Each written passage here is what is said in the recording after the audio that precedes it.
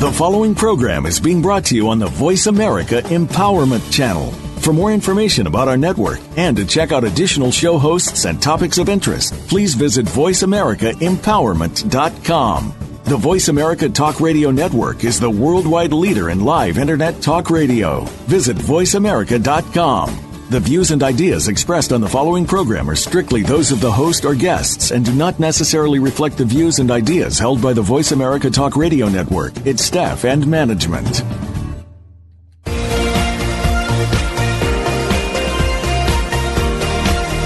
Welcome to Living Well with Ann Beal. Our show is a health show, a lifestyle show, and an empowerment show rolled into one. Get ready to hear some stories of success, healthy living tips, and suggestions to get motivated and live your best life.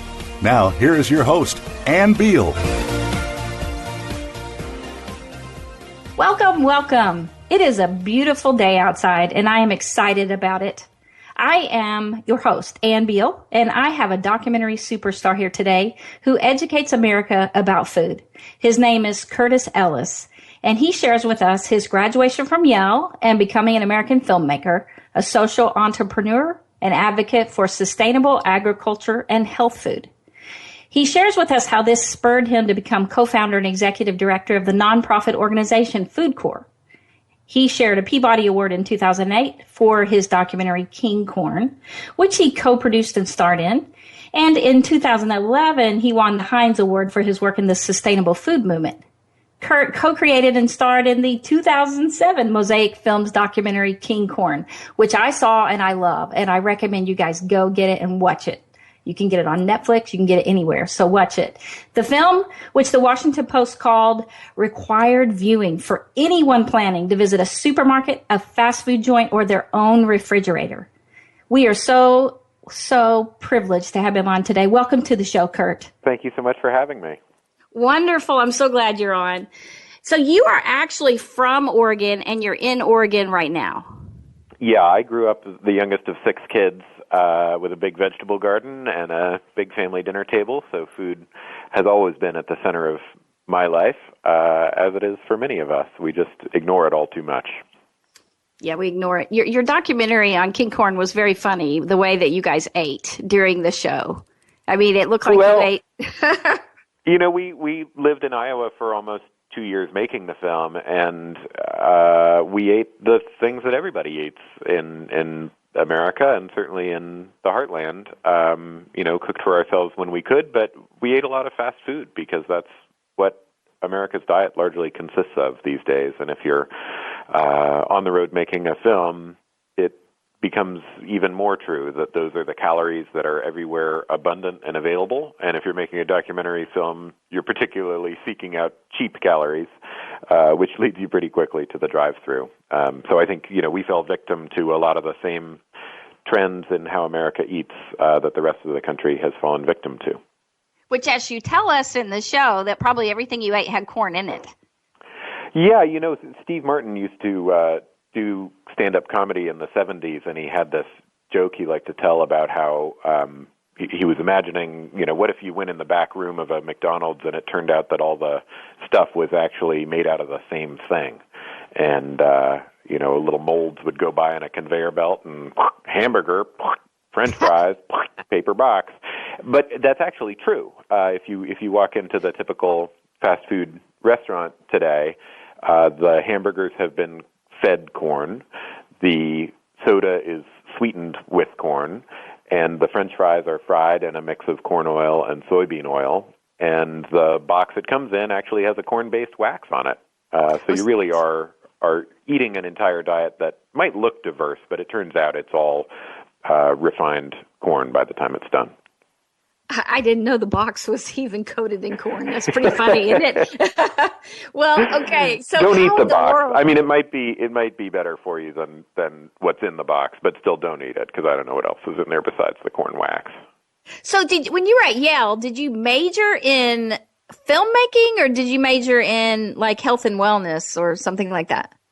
Kind of neither. I studied American history in college, but I was really interested in food and agricultural history because I do think food is this incredibly important building block on which our entire society is built, and yet it is largely unexamined and largely ignored. And I was really amazed as a college student at how hard it was to actually study where our food came from and what the realities are of modern food production ecologically and socially and economically. So I did my best to kind of cobble together a curriculum of ways of understanding our food system and trying to ask the big questions of who does our food system truly serve and who should it serve. And I think all of us, if we step back far enough, would suggest that we should have a food system that is good for people, good for the planet, and good for all the folks along the production chain who make that food system possible. And the reality is right now we have a food system that is making far too many people sick. 1 in 3 Americans is overweight or obese. 1 in 2 of our kids of color is expected to develop type 2 diabetes during their lifetimes. We have a food system that is dangerous in terms of its environmental impacts and its climate change impacts and the way in which we ship food incredibly long distances before we consume it. And then we have a food system that, in terms of our culture, is in some ways undermining our American values of gathering together around the table to share a meal and engage in lively and productive debate and get to know each other and overcome our common differences by finding the commonalities that we share. So I see tremendous need and opportunity to create a food system that is actually good for people and place and culture, and we're a ways from having that right now. Well, how in the world did you and Ian, I assume you met Ian Chaney at Yale? Yeah, we actually briefly met in high school, but we became best friends in college together at Yale. And so you both were from, you had family members from Iowa, like great-grandparents? Yeah, we, like a lot of the Heartland stories you hear, Ian and I had been the children of families that had left the Heartland. So he grew up on the East Coast in Massachusetts. I grew up in the West Coast in Oregon. And we met in college in Connecticut. And then uncovered on a cross-country drive that we actually both had great-grandfathers who came from this tiny rural county in northeastern Iowa. And we decided to go back there and to lease 1 acre of land from a farmer in the town of Greene, Iowa, and grow 1 acre of corn the way a typical farmer might grow 1,000 acres of corn, and then to follow the story of that corn as it left the field and made its way to America's dinner table. So what in the world did people there in Greene, Iowa think of you from the beginning? Well, Iowans are notoriously polite, so whatever they thought, they largely kept it to themselves. They were incredibly welcoming. Ian still had some family members in town, and there are still remnants of my family's legacy up there. And so it was a chance for us to reconnect with our roots, and people, I think, were really grateful to the fact that we cared about that place and wanted to tell its story and wanted to understand its hopes and dreams and challenges. And then at the same time, I think folks were really glad we had come because there was an important story to tell.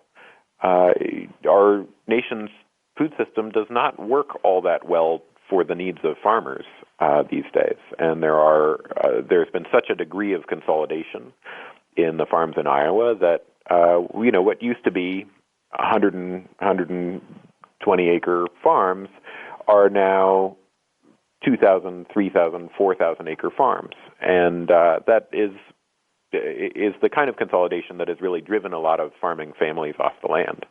So during the time that we were making our film, the local high school consolidated with the next town over because there weren't enough students to fill all the classrooms anymore.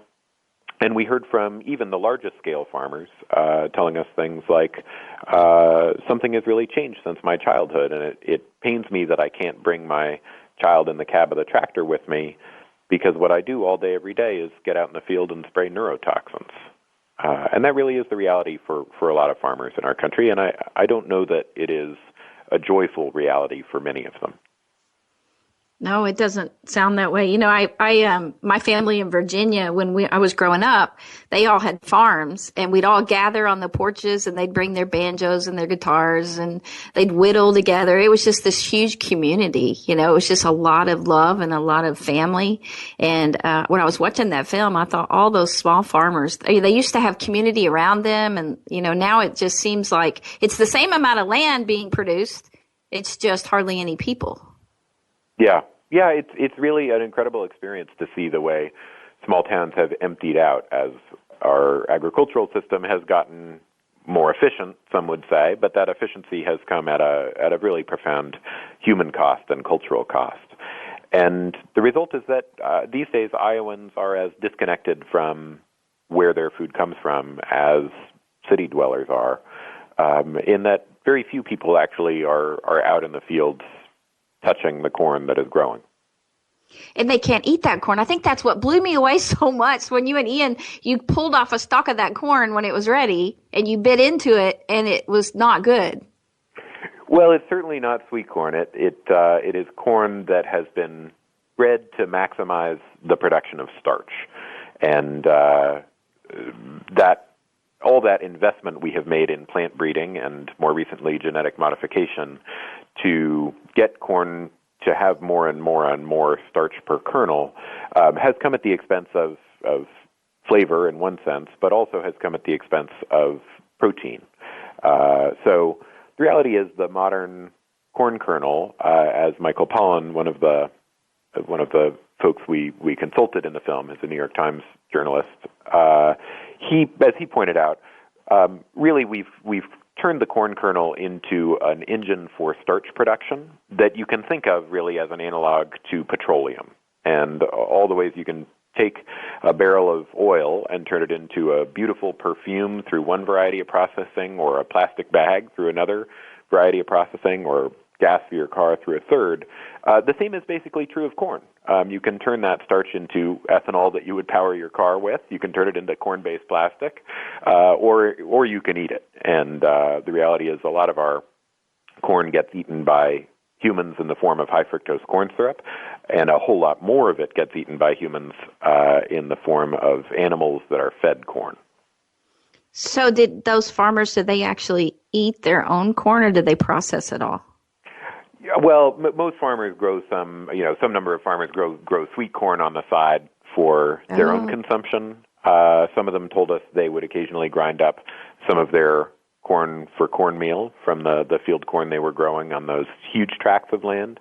But really, for the most part, this is a commodity that gets harvested, dried, using a remarkable amount of propane, actually, and then gets sent off on the rails and in trucks to consumption far away. And that consumption is either by a big belching corn syrup factory in a place like Cedar Rapids, or is off to the big cattle feedlots, most of which are now have been moved to the wide open western states, where there are thousands of cattle standing shoulder to shoulder, eating a diet they didn't evolve to eat, which is corn instead of grass, and having a number of health problems as a result of that diet. Now, did you know a lot of this before you guys started this, or were you just blown away as you went through the process? You can't help but be blown away as you actually visit the places where our food comes from and see it in action. And I think there's a sense of marvel and wonder that comes with that. I mean, those 1,000-acre fields of corn are beautiful in the Iowa late summer day light, and yet you also are blown away by how incredibly industrialized our food supply has become, and that can be a real turnoff. And certainly visiting giant cattle feedlots in Colorado and seeing 4,000 cows standing shoulder to shoulder eating a diet that makes them sick and standing in their own waste did not make me feel like I wanted to go have a hamburger after that experience. No, my mom, actually, I was talking to my mom this morning, and she said that a local farmer next to them started selling free-range meat and she was telling me, she listens to my show all the time, and she was like, this is getting really big. I'm like, yes, it is. And she said she feels sorry for all those cows that are standing in those lots. And I think that part, when you showed what happens to their stomachs when they eat that corn, because they're not meant to eat corn, they're meant to eat grass. And I know they have 4 stomachs to process that grass into protein. So when you hear what happens when they eat corn instead, that was pretty scary. Yeah, I mean, our nation's cows are walking around with permanent bloating and indigestion, and the result is a number of cows can get quite sick if you keep them on a predominantly corn diet for too long. And it used to be that we would either raise cows fully on grass throughout their life cycle, or we would raise them on grass for a couple of years and then put them very briefly for a couple of months on a corn finishing regimen before they'd go to the slaughterhouse. And what we've done instead is, because you can get cows to be fatter faster if you feed them more corn, and because corn has been subsidized by taxpayer dollars in the form of government subsidies that promote corn production, we've been feeding cows more and more corn and less grass. And the result is that we get cows to market really fast, but they get sick in the process. And when they show up in the butcher case, they actually have significantly higher levels of saturated fat than cows that would have been fed a grass-fed diet. So it's not healthy for the cows, and it's certainly not healthy for us either. Well, and you said they were just about to die anyway. Their health is so bad that they'll die if they're not slaughtered, like not long after. If it goes too long. Yeah, if you feed a cow corn for too long, they do risk getting very sick. And the reality is that just to keep cows in that close a degree of confinement, we wind up having to give them a regimen of antibiotics on an ongoing basis, because it just is not it's kind of like all of us. If we all lived on an airplane all day, every day, and all we ate was airplane food, we probably wouldn't be very healthy either. And so we'd all need to be on antibiotics just to keep us moving. And the same is essentially true for our nation's cattle. You'd think all these animal rights people that are so concerned about furs, I mean, they're everywhere. I just don't understand how we can become so more inhumane with animals as time goes on. And then also, I mean, people are dying younger and younger now. I keep hearing people dying in their 50s constantly. It's like we're going the wrong direction. Yeah, well, I'm 36, and when I was graduating from college and beginning to set out to make this documentary, King Corn, the study came out in the American Journal of Medicine saying that my generation was expected to have a shorter life expectancy than my parents' generation. And that's never been the case before. The march of progress that we imagine human history is hitting a real roadblock. And the roadblock is our diet. We eat a diet where 1 in 3 of us is overweight or obese, 1 in 2 kids of color are on track to develop diabetes. And as a society, we are bypassing what we know to be healthy, large quantities of fruits and vegetables and simple food that we make ourselves and make at home. And we're trading all of that for a fast food culture where we're really eating heavily processed food and a huge amount of refined sugar and an incredible amount of meat that is raised in a way that is both unsavory and may well be unethical, depending on your standpoint on it. Yeah. And is certainly unhealthy for those of us who are on the receiving end of all these processed calories. Now, Big River, did you guys make that right after by watching the river near the cornfields, or did you wait a while to make that? So we made a follow-up film to King Corn called Big River, which we describe as a companion to King Corn, because essentially it tells a story we wanted to tell when we were making King Corn, but couldn't fit into the narrative we had, or the hour and a half we had of time to tell it. And that was the ecological story of how modern corn production works. The story of King Corn really focused on how American agriculture has trended towards more and more production, and federal farm subsidies have incentivized more and more production, even when the market doesn't demand it. And the result of those incentives and that drive for more and more and more corn has been a country awash in cheap corn. And as a result of that, the food industry has figured out how to process that corn into corn-fed confinement-raised meat and corn syrup soda and corn oil-fried French fries, and here we have the modern fast food meal as a result. The story of Big River is the story of what it takes to grow all of that corn from an ecological perspective.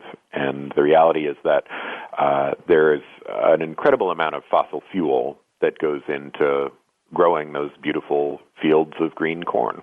And it is involved in the anhydrous ammonia fertilizer that gets injected into almost every cornfield across the country at least once a year at the start of the growing season. It's what makes it possible to run the tractors that run those 2,000-acre corn farms successfully. It's what goes into the petrochemicals that we use to spray our cornfields and keep them free of weeds and insects. And then we use even more fossil fuel when we dry the corn. We use huge amounts of propane as a country to get corn dry enough that we can store it. And then after it's stored, we process corn through these incredibly energy-intensive things like high fructose corn syrup factories and the trucking that is involved in getting that corn syrup to an urban market. So there's a huge energy expense around the way we produce corn today, and we wanted to tell that story. And there's also a huge pollution story that comes out of what happens when that anhydrous ammonia washes off the fields and down the streams and creates a dead zone the size of the state of New Jersey in the Gulf of Mexico where no sea life can survive because the algae down there has been so heavily fertilized by all this runoff from Midwestern farms that it chokes off all the life underneath it. So there was a story we really wanted to tell that was about human health and environmental health related to our acre of corn, and we couldn't fit it into King Corn, so we took some footage we had shot before and some new footage and stitched together a story called Big River. Well, I think that you showed the link between herbicides and cancer, and if you think about the water dying down there, you wonder what happens to our bodies after we constantly eat this stuff for decades and decades. Absolutely, yeah. So the farmer who we had leased our acre of land from in northern Iowa lost his wife to a non-Hodgkin's lymphoma during the year we were growing our corn. And her doctors at the Mayo Clinic said that was almost surely a cancer that was the result of her lifetime exposure to pesticides.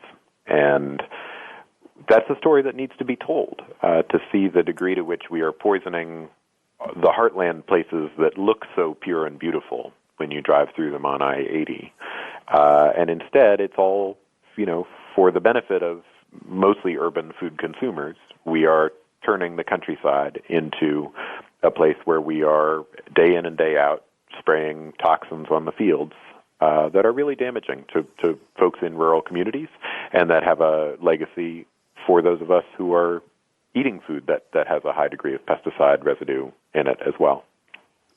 You also did another documentary, The Greening of Southie, and yeah. You people, when they hear a green building, I don't think most people really know what it is. And you told that story. Can you explain it a little bit? Yeah, you bet. So we told the story of the first big residential green building in the city of Boston. Green building meaning an environmentally friendly building that the team that designed and built it paid close attention to where the materials were coming from and how those materials were created and what the effects would be of that building on energy consumption, water use, and deforestation in places that are far enough away that you may not think about it. And it was a fantastic story to tell because we had a chance to watch all these hard-hatted, steel-toed construction workers who were kind of uncomfortable with the term environmentalist when we started, really come to love and appreciate building in a different way. And knowing where the materials they were using came from and knowing that the materials they were using actually were healthier for them and healthier for the folks who were going to live in that building when they were done. So we got to travel to Bolivia and visit a sustainably managed forest there where the Kumuru decking was coming from for the building. We got to understand the green roof system that was installed on the top of the building as a kind of living, breathing roof that was pulling carbon out of the atmosphere and also keeping the building warmer in the winter and cooler in the summer. And we got to meet the people who were drawn to living in a building that had its environmental benefits as something it kind of wore on its sleeve. And all of that was very exciting to us as a way of looking at yet another important building block in our lives. You know, at the end of the day, food and water and clothing and shelter are still the most fundamental things. And we had looked at food with King Corn, but we wanted to look at shelter with the greening of Southie. That was a very meaningful personal experience for us to tell that story over the course of a couple of years of living in Boston and following the construction of that building. Well, you know, it's so exciting to hear about how they can do that. When I broadcasted from the Sage Summit in New Orleans, a man, William McDonough, shared how he was building the green buildings and creating plants inside and water from air. And I was just so blown away by that. I thought that kind of stuff is what we should be doing, right? And he would say, you know, it doesn't make sense what we're building nowadays. We're not being even, you know, he said all the time, we're not being logical. It's not rational. It doesn't make sense. It's not hard. And we should stop doing it the way we're doing it. And that was so much like what I got from yours too. You know, I think with so many things in our country, it's about long-term thinking. And that's something that is really hard to do in a culture that is looking for a quick bump on the stock ticker or looking for a quick buck in our own jobs. How do we start to realize that what we're doing is going to have ripple effects for generations? And we should be selfish, but selfish for our grandchildren rather than just for ourselves. And I think if we can think about our grandchildren and think about the kind of world we want them to live in, it's a world where those basic things of food and water and clothing and shelter are done as respectfully and responsibly as possible, and no person runs the risk of not having access to a home or not having access to nutritious food. And that means we've got a lot of work to do in terms of environmental sustainability to set ourselves up so we're actually handing a planet to our grandchildren that is in good working order. And we've got a lot of work to do around health and wellness to make sure that we are nourishing our kids and our grandkids in a way that they're going to be set up to fulfill their potential. Well, that's so true. And I think for us, you know, we have a wellness clinic, and so we're always trying to find ways to teach people to be healthier. And I think that these documentaries really do that. Now, when we get back from break, we want you to share what you're doing now. And I know your nonprofit FoodCorps, we definitely want to talk about that and kind of where all this has led you. So if everyone will stay right there, when we get back, Curtis will tell us more about what he's doing now.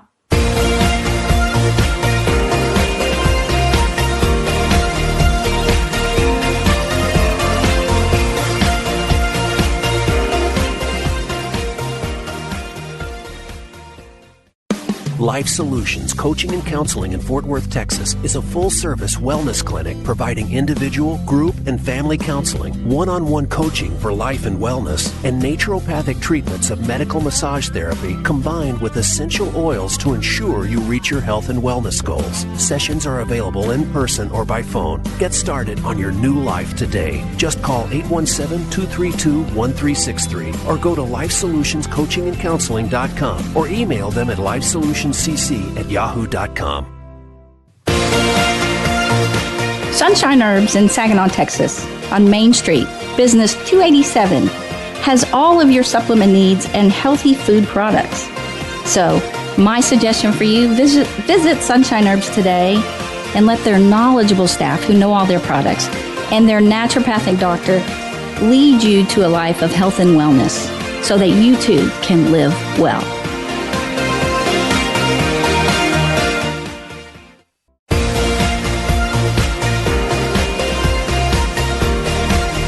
You are listening to Living Well with Ann Beal. We'd love to hear from you with comments and questions about the show. please send us an email to ablivingwell@gmail.com. That's ablivingwell@gmail.com. Now, back to this week's show. I'm back with Living Well. I'm Ann Beal, and my guest today is Curt Ellis, and he is the producer, filmmaker, and actually starred in many documentaries about living well, is what I call it. But King Corn, Big River, The Greening of Southie, and he did these with his friend Ian Chaney, and they were directed by Aaron Wolf. Is all to tell us more about how to eat healthy, live healthy, to stay well. And Ian and Curtis set off to make these documentaries, and they've just been wonderful and wonderfully received by the Sundance Film Festival and the Sundance Channel and the Documentary Channel and A&E television networks. And they have received funding from the National Endowment for the Humanities, and we're just so glad to have you back, Curtis. Thanks. Great to be here. I hope I didn't get that wrong. No, that sounded all really nice. Somebody made it up, and it was good. There's so much about you, and that's why I have to stay focused, because I know that you want to talk about your nonprofit, and I would love to hear. I as much as I could read about it, I saw that you were going into schools and educating children on how to eat well. But are you also working with the lunches in the school programs so that they get healthier? Yes. So the organization that I started is called FoodCorps, and I teamed up with my filmmaking collaborator, Ian, and a handful of our other friends and colleagues for doing food work around the country 5 years ago, and started a national nonprofit that would connect kids to healthy food in school. And FoodCorps recruits recent college grads for a year of modestly paid public service, teaching kids what healthy food is in the classroom, helping them fall in love with it in a hands-on way in school gardens, and helping them eat it every day in school cafeterias. So we do recipe development, we source farm-direct food for local cafeterias, and we work with food service teams to make sure healthy food is being both served and celebrated in around 500 schools across the country now. So FoodCorps has grown super fast, and we're doing work that really needs to be done, which is connecting kids, particularly in low-income schools, to the healthy food that is going to set them up for lifelong success. It's so interesting to have you doing that when there's this other arm trying to hide everything that's going into the foods from the GMO end. And, I'm from Arkansas, but it still bums me out that Hillary Clinton is helping Monsanto, be able to do the GMO hiding of labels and all that stuff. She's a very good spinner of words. And so you're on the other side trying to educate the opposite direction. Well, we haven't made a particular issue out of GMOs specifically, in that we see our job as really connecting kids to healthy food and helping communities retake ownership over what their children eat in school. And I think once you bring the right people to the table, just local engaged parents and committed community members, and you start helping those conversations happen where folks ask the question of, what should we be feeding our kids to set them up for success in the classroom? Pretty soon folks start arriving at logical conclusions, which is our children should get an abundance of fruits and vegetables in their diet. They should get food that is simply prepared and minimally processed. They should have a chance to grow new foods and try them and fall in love with them in a school garden, and to do a little bit of cooking themselves. And ultimately, we should treat our school cafeterias as extensions of the classroom. They should be a chance to teach kids healthy habits that are going to stay with them for a lifetime. Well, and it looked like you were having, which I've seen at, quite a few schools around here. They're starting with the gardens, and they growing their own food. Because that's one of the main things that I talk about is just buy from your local farmer, buy local, or grow your own vegetables. And it doesn't matter how small of a place you have, you can grow your own gardens. And so for kids to learn that from having their own gardens, and even having the cafeteria use that food would be so good. It's amazing the magic that happens in a school garden. I mean, they're great places for kids to learn science. They're great places for kids to interact with each other in a healthy and positive way. But then you see what happens in terms of kids shifting their preferences for healthy food. A big reason why nutrition researchers say children don't eat a healthier diet is that they haven't been introduced to new foods in a way that actually gets them excited to eat them. So if you just plop a spinach salad on a kid's plate, good luck having that child say there's somebody who likes spinach. But if the child has actually grown those greens to begin with and has learned to make a simple salad dressing and has put a spinach salad together themselves with some strawberries and spinach from their school garden, suddenly they're incredibly proud of what they have created, and they can't wait to try it. And when they try it, they realize they actually like it. And then when the next time around, when you're serving a child a salad in a school cafeteria and set up a salad bar for the first time, kids are much more receptive to actually eating that way. So who is it? I know you had Michael Pollan on in Kinghorn, and he's just incredible. If it's the Michael Pollan I'm thinking about, I saw him on your show, and I'd only heard of Michael Pollan, the vegan kind of health food person before that, and I thought they were probably the same person. Is it the same person?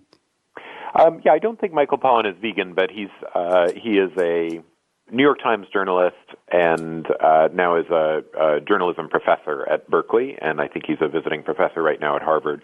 And he's been one of the leading voices in our country around where our food comes from and how we might approach food in a fundamentally different way. And so he wrote some articles that if folks listening haven't had a chance to read them, should look up. A New York Times article from the Times Magazine 7 or 8 years ago now called Power Steer, which was about following a beef cow through its life cycle. That was very influential for me and my friend Ian when we were first starting research for the film that became King Corn. And then he's written books like The Omnivore's Dilemma, the first third of which really focuses on corn production in the U.S. and its resulting consequences for us. And then other books like Food Rules more recently. He's really trying to espouse a philosophy of eating that is simple and straightforward, which is to eat real food, as he says, mostly plants, and not too much. Now, you had Aaron Wolf directing. What was that like? Aaron Wolf is my cousin, and he had made a couple of films for PBS before we got together to make King Corn. And he was always a champion to me for explaining how film really was the language of our generation and could be leveraged to tell a story in a powerful way. And I had the story that I was really passionate about telling, which was around food and agriculture. And so we decided to team up and bring his filmmaking talent together with the background I had in understanding how our food supply works. And so we moved to Iowa with my best friend from college, and Aaron ran a kind of film school in the cornfields for us and taught us so much about how to make a film. And he was the guy behind the camera actually making King Corn come to life. That sounds so fun. I mean, you guys look like you were having fun, especially as you were sliding down the big pile of corn and all that. You took something that could have been kind of dry to educate people, and you made it really interesting and fun. And seeing you guys do all that, even the big river, it was really, I mean, I think I've been trying to educate different parts of my family. And for the first time, they changed where we were buying our meat from a butcher to go down to a free range butcher. And so it did impact them, and I was so excited. It's been an amazing experience to travel around the country with King Corn and share it with people and have folks tell me that it had an impact on the way they eat or the way they think about food policy. That's all very, very meaningful. And now that we're busy with FoodCorps, this national effort to connect kids to healthy food in school, we've had dozens of FoodCorps service members, folks who are raising their hands to say, I'm going to dedicate a year of my life to connecting kids to healthy food in school. Dozens of them have said they learned about food issues from King Corn, and that's really exciting to know that, not only are we shifting tiny behaviors that each of us can shift to make the world a healthier and more sustainable place, but we're actually inspiring young people to stand up and say, I know what I want to do with my life, and I want to devote myself to the cause of food equity and food justice. And I'm going to do that because I care about food, and a piece of my journey has been watching this film and being moved by it. Well, I figured that you had to have an overall dream with the FoodCorps where you wanted to take the world. And it sounds like that might be it, or is there more? No, the work I'm doing with FoodCorps is really where my heart is. So we work in 500 schools around the country to teach kids what healthy food is in the classroom, to help them fall in love with it in school gardens, and to give them access to it in their school lunches. And it's hard to think of more meaningful work to be doing on a personal level because the statistics are really so unacceptable. The government's own estimate is that by 2030, when the current obesity generation is all grown up, we'll be incurring a $1 trillion a year annual economic cost due to the way we eat. Half of that cost will be due to direct obesity-related medical expenses, and half of it will be due to lost productivity. The reality is that kids who suffer from diet-related disease attain less education, they're out sick more at work, they progress less in their careers, they raise families who themselves are at elevated risk of obesity and diet-related disease, and they die sooner.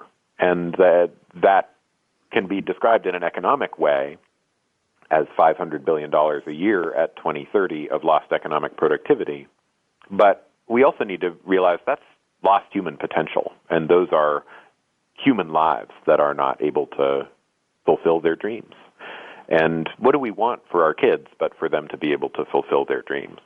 So I see it as fundamental for us to make sure that every child in our country, beginning with those who are most stuck in poverty, most dealing with the consequences of racism around them, most dealing with the things that hold kids back from achieving their potential.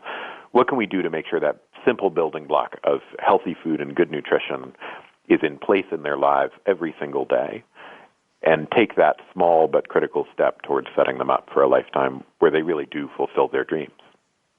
And if you think about when what school really, when you think of school, the good things to educate them on, the really, really important things, people have always said it seems like they should be teaching them ways to live well, to live healthy, to, be successful, business, money, how to just balance a checkbook and these basic skills. But what a smart idea to go into the schools. Cause I was thinking when, about the second half of the show, I thought, really FoodCorps, that's so much more really important than even your films. I mean, your films are out there and they've reached people, but to get to the schools and teach the kids who are growing up so that not only they can, be well and live well, but they can go on and teach the rest of the world. I mean, look at all these little mini yous, and even standing on your shoulders being even, their dream to go on from what you guys have done. How many kids would that be? Especially if you keep growing.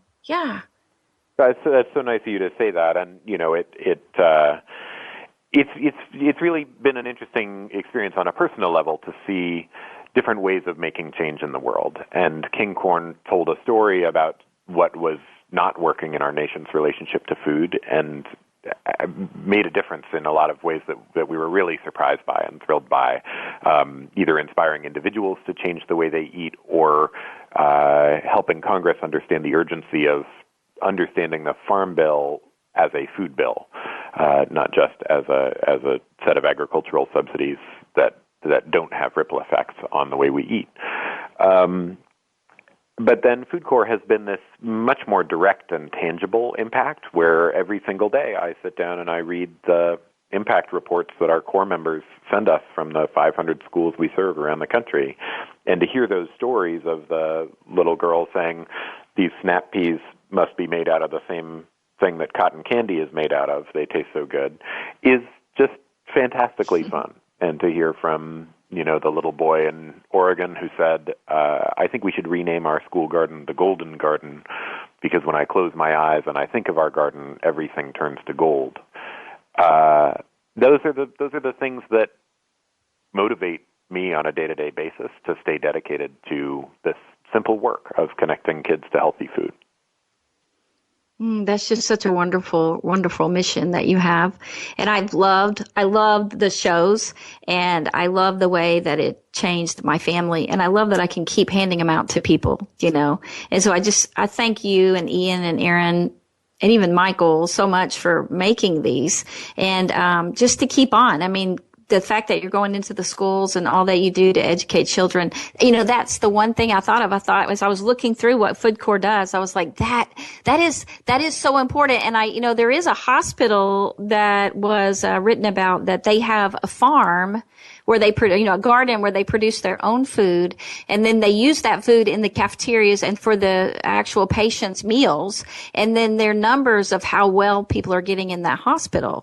And I thought that is exactly what we should be doing all over the U.S., that exact thing. And going back to the gardens and using local food, just the food that you can grow yourself. It's an incredibly simple solution, but it is a solution for so many things. For breaking the systemic cycles of poverty and injustice, for getting more growing things in the dirt and creating a landscape that is really going to be ecologically sustainable at a time of climate change, and for opening our access to healthy food and ensuring that everybody gets a chance to eat good-tasting, fresh fruits and vegetables. All of us can and should be growing a little bit of food, and in particular, if we have kids, we should be getting our kids and grandkids out in the dirt to help them learn those basic skills of gardening and cooking. And it's amazing the ripple effects that come out of it. Even if a garden doesn't produce nearly enough food to serve a school cafeteria at scale, we've seen powerful things happen where, if you're growing radishes in the school garden and kids get a chance to do a taste test from one of their garden radishes, suddenly the radishes on the salad bar are disappearing day in and day out because kids are taking them and are thrilled to be eating them because it reminds them of the radishes they grew last week. That's amazing. I hadn't really thought about that if you grow it yourself and you learned about it, you're much more accepting of it. And what a great thing to do. And that's good to hear because, radishes are very strong tasting. Sure enough. Yeah, if you can do it with a radish, you can do it with anything. You can do it. 7 out of 10 kids that FoodCorps teaches either try new fruits or vegetables throughout their year of FoodCorps education, or they shift their preference for fruits and vegetables in a positive direction, or they maintain their already high regard for fruits and vegetables if they like them when they started. So this is really how you change preferences, and that's all about changing habits and changing behavior in a way that's really going to stick. Now, if teachers or principals are listening, or people that want to have access to what you do, I know you're in 500 schools, but you may not be in their school. So how would they reach you or FoodCorps to find out all about this?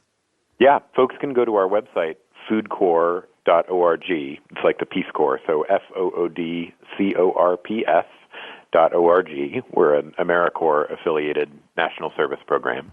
And there are different pathways to get involved. We've got an incredible community of volunteers around the country. We've got more than 4,300 parents and community members who actively volunteer in FoodCorps schools right now, so you can join those ranks. You also can refer really great people to us who might be interested in becoming FoodCorps service members and dedicating a year or two of their lives to teaching kids about healthy food and helping them get access to it in school. We are recruiting for our next class of FoodCorps service members until the end of March. So we will be actively taking applications from folks who are interested in raising their hand and devoting themselves to this work. We expect to have 210 FoodCorps service members placed in 18 states for the coming school year. And then lastly, if you're a school or a parent at a school that's interested in getting FoodCorps, you can learn about how that process works on our website as well. So foodcorps.org. Well, thank you. I'm sure people will be looking into that. So you've really grown from 50 service members to 210. And those are all college graduates or college students? Yep, it's not technically a requirement to be a college grad. Most of our core members are recent college grads, but we've had grandparents do it. We've had non-college bound folks do it. Just need to be 18 and meet the requirements for AmeriCorps service to be able to join FoodCorps. And it's a selective process. We get 1,200 or more candidates each year who apply for those couple hundred spots.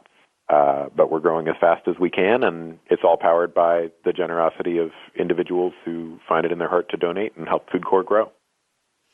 Wow, that's wonderful, because I know that people would want to do that. I mean, when you start learning all of this and seeing these documentaries and learning about, good food and bad food and how to make it where it doesn't make you sick. I mean, I really try to encourage people, to pay the extra money if they have it to buy organic or to buy free range or to even buy local so that they save money on their health bill. And I say, I know it can be more expensive, but it's better to pay the farmers than to pay the doctors.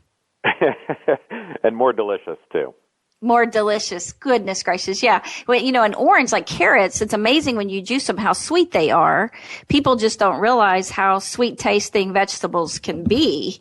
And so as they get educated with the things that are actually ripe and not picked unripe and then gassed to color, which I guess you learned that the difference in the taste is amazing. And so educating kids about that, and even educating adults about that is, so amazing because, my parents are in their 80s and they're doing well. And I think of these kids coming up and what they've been eating the whole time. I mean, even, when you talked about you and Ian, what you've been eating, once you realize you want to live a long time, especially with a mission like yours, you have a lot of work to do. Sure enough. Now, I know that you have another film, Truck Farm. That was your recent one, right? Yes, we've got a few other films. Truck Farm was a whimsical project we created that was the story of a mobile garden we put in the back of an old pickup truck.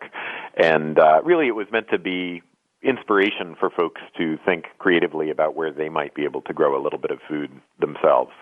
But the film itself was America's first and hopefully last documentary musical. So only watch that one if you're looking for a good sense of adventure and some humor and whimsy.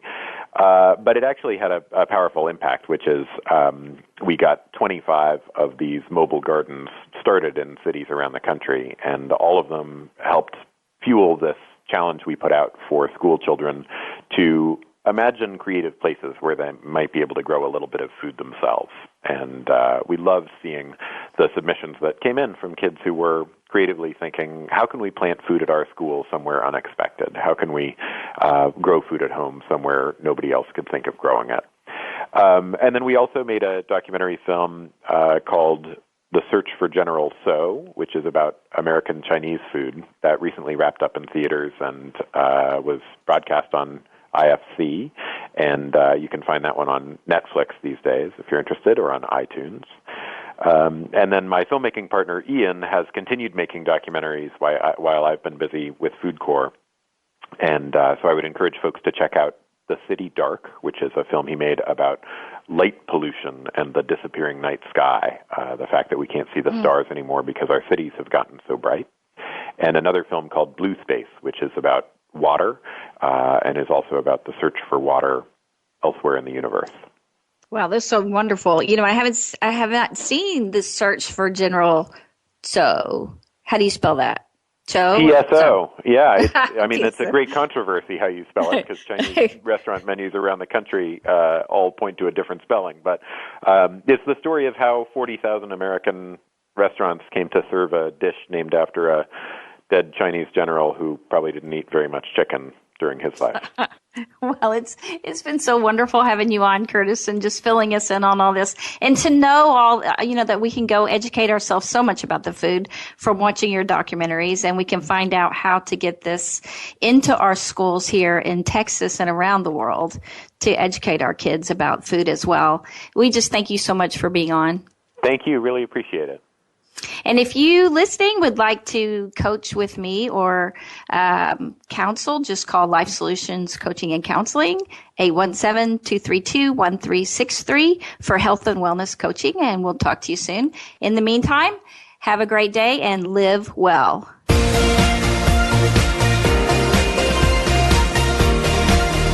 Thank you again for joining us. Living Well with Ann Beal airs live every Wednesday morning at 7 a.m. Pacific Time, 10 a.m. Eastern Time on the Voice America Empowerment Channel. We can't wait to see you again next week.